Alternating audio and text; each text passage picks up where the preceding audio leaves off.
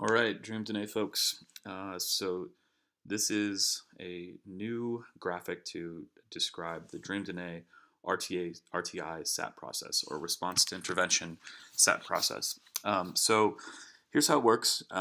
School starts, and what happens when school starts is we begin the practice of using universal screenings to identify students that might need extra support or students that might be gifted, along with all of the other students who we want to know where they are score-wise. So we use NWA, we use PARC, we use CORE, we use iStation, CARM delivers the ODLA, and then, or actually the ODLA is at the end of the year, I should say, but we have the previous year's results.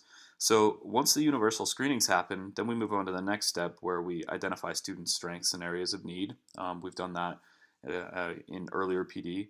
We differentiate instruction in the classroom based upon what we find as strengths and areas of need.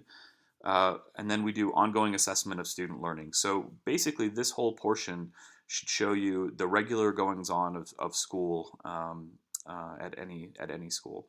But what happens when the student is not learning after these things happen?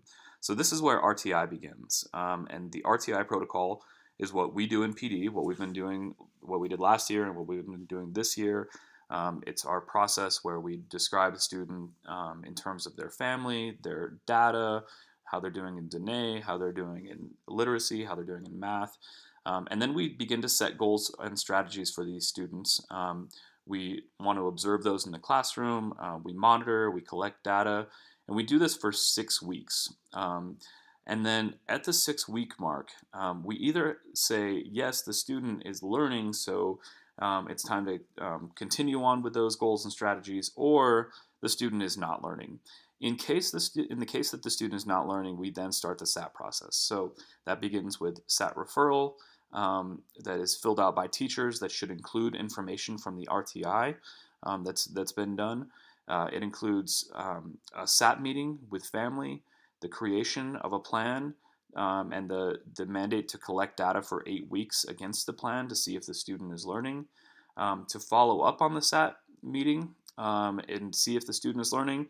If he or she is learning, then that's great, and we continue on with the goals and strategies.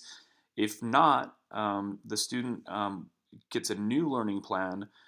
We continue to collect data, and there is a possibility of recommending testing for a 504 or for a learning disability. If you have questions about this, please let me know, and if we need to revise this graphic at any point, just let me know that as well. Thanks.